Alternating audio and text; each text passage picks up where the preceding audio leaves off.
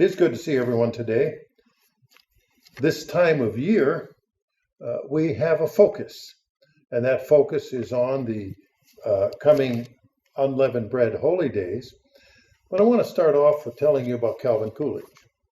See, Calvin Coolidge was president of the United States from 1923 to 1929. Wow, that was 100 years ago. And Calvin Coolidge was known as a man of very few words. He could quickly distill an idea down to its essence. Very few words. A young, energetic reporter came running up to him one day and said, Mr. President, I have a bet with these other reporters that I can get you to say at least 3 words. And President Coolidge turned to the young reporter and said, "You lose."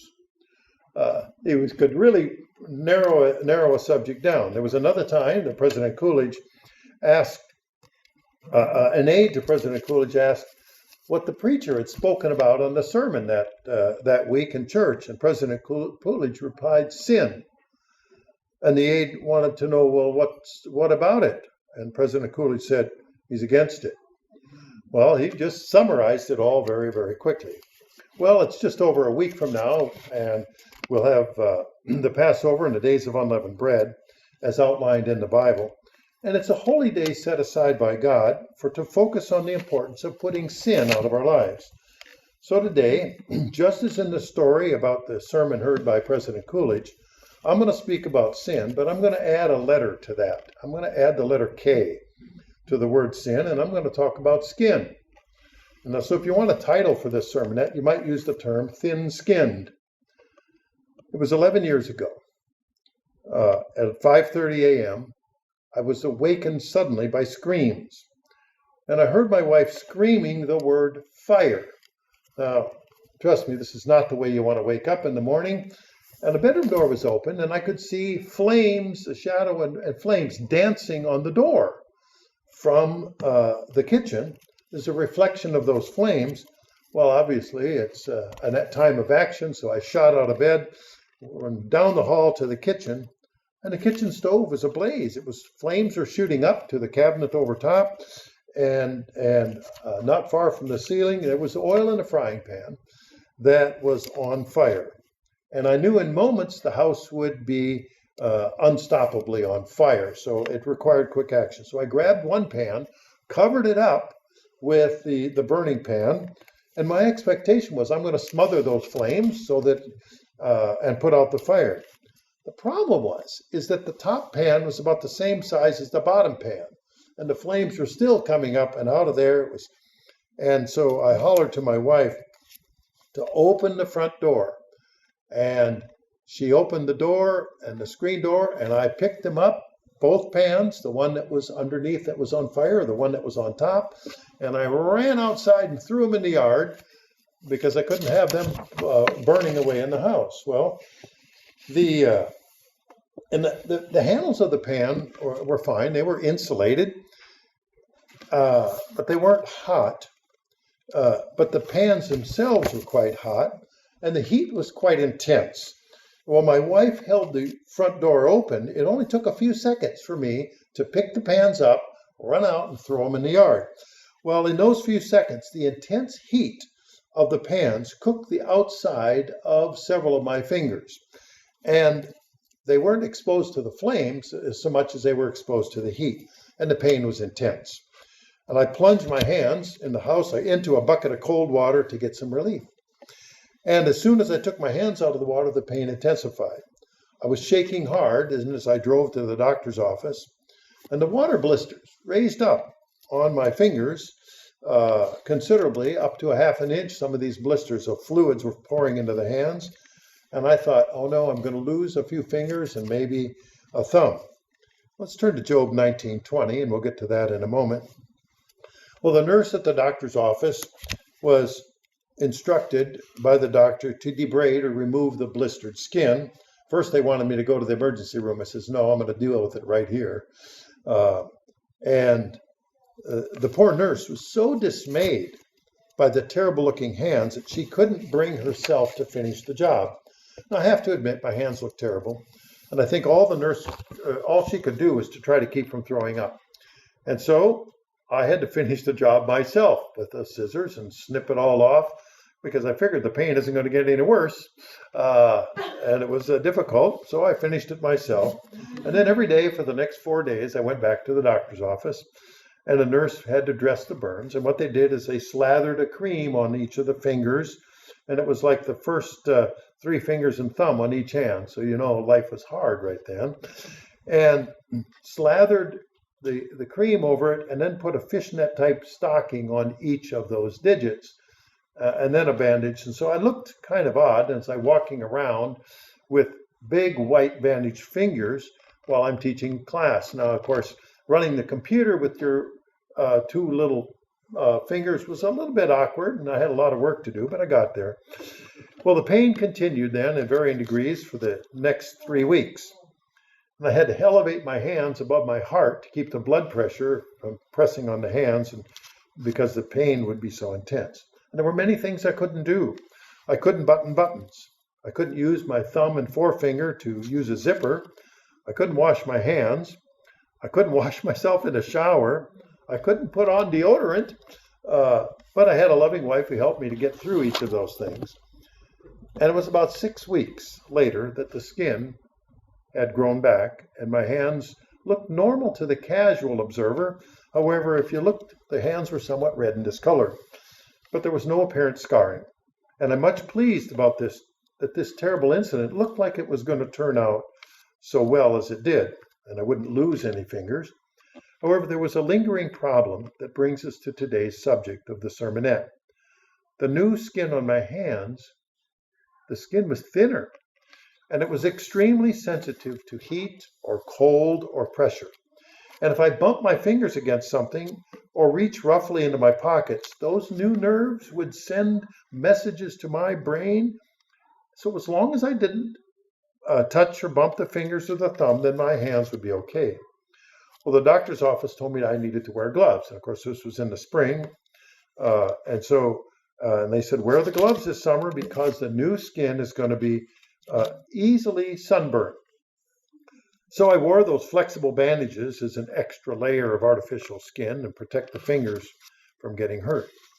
Now, there are many mentions of skin in the Bible, and most of the mentions of skin are regarding things like the disease of leprosy, which is a terrible, debilitating disease in which the skin and flesh rots, and a person eventually dies from the complication. But there's a rhetorical mention of skin that gives rise to a common expression in Job 19 and verse 20. In Job 19:20, my bone clings to my skin and to my flesh, and I have escaped by the skin of my teeth. Now, we all know that teeth don't really have skin over them, but if there were skin on your teeth, it would have to be really, really thin. And so the skin of my teeth is really just a rhetorical expression. In other words, Job barely escaped a worse fate, but just a little bit, by the skin of his teeth. Essentially, it was a miracle. Well, when skin is regrown and it's thin, the nerves are new and very sensitive. And just as it hurt when I put my hands in my pocket or when I bumped the outside of my fingers against any rough surface, then intense pain would occur. So the thin skin on my hand caused me to be very sensitive. Well, have you been hurt? I mean, physically or then emotionally. And of course, we've all suffered one way or another. Perhaps most of us have had a burn or two along the path of life. And the intensity of the pain has caused us to become more sensitive and more careful as we avoid then the events that would cause us pain. I'm gluten intolerant, so I don't eat things made of wheat, barley, and rye. And I tell people I would rather sit on a hot stove than eat those things because of the consequences. And then they get the idea. Maybe he really doesn't want to eat those things. Well, how sensitive are we to things other than burns? When bad things happen to us, then, how do we respond? Are we super sensitive to every little bump, scratch, push, poke, or pressure? Is our skin so thin that almost everything offends us? I know when I bump my fingers, my brain screams in pain, and I would tell myself, don't do that again. And that probably sounds familiar. It's like the guy who went to the doctor and said, every time I stretch my arm like this, it hurts. And the doctor says, well, don't stretch your arm like that. I mean, you would think it's really real. The brain tells you, don't do those things, right? If someone else bumps or scrapes my hands at that time, I have to restrain myself from an outburst because the person didn't know that I had a very super thin, sensitive skin at that time. Well, thankfully, that's been over a decade ago, and things have grown back and are somewhat normal now. But there's coming a time, the end time coming of Christ, when many people will be offended. In Matthew 24, starting in verse 10, we're flat out told by Jesus that many will be offended and will betray one another. And then it really gets superlative, and will hate one another. So it isn't just offense.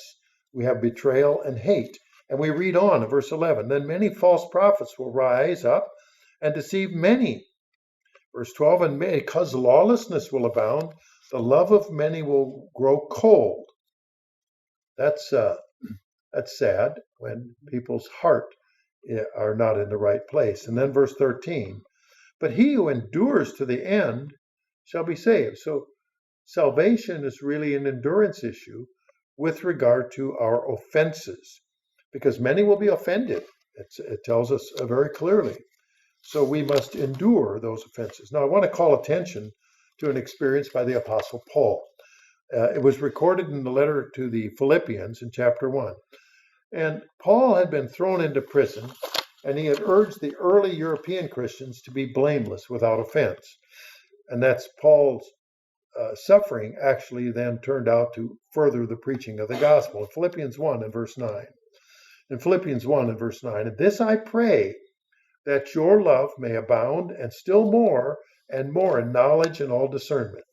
Verse 10, that you may approve the things that are excellent, that you may be sincere and without offense until the day of Christ. He's telling us, don't be easily offended. That doesn't mean you shouldn't be offended. That's not the point, because people do that all day, every day, apparently.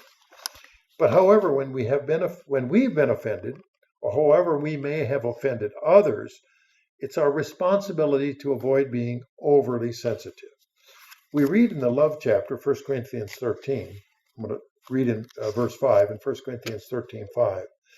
And I'm going to read this in the King James. Love does not behave itself unseemly, seeks not her own, is not easily provoked, thinks no evil.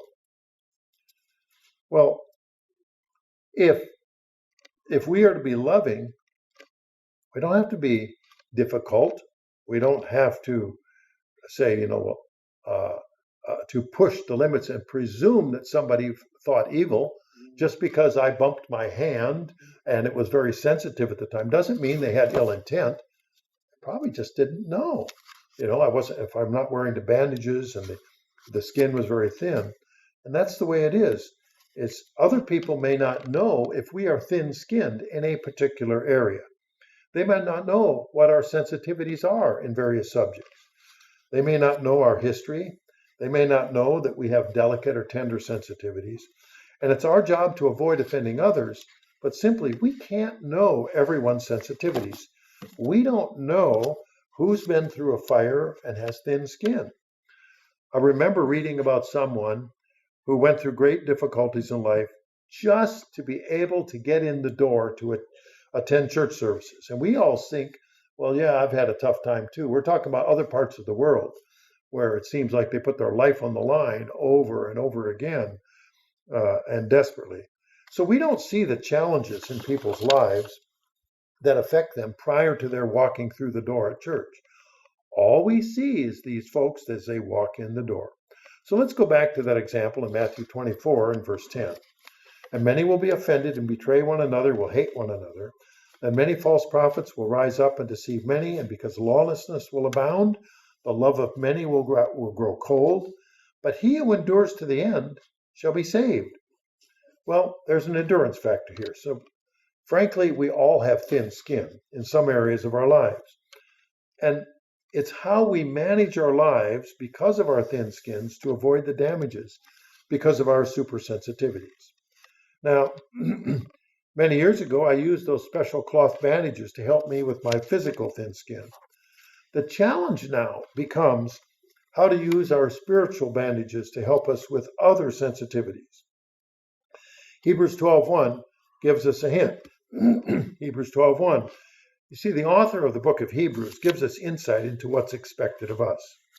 Hebrews 12:1, wherefore, seeing we are also compassed about with so great a cloud of witnesses, let us lay aside every weight and the sin which does so easily beset us, and let us run with patience the race that is set before us. So we have a responsibility. We are to be patient and, of course, kind.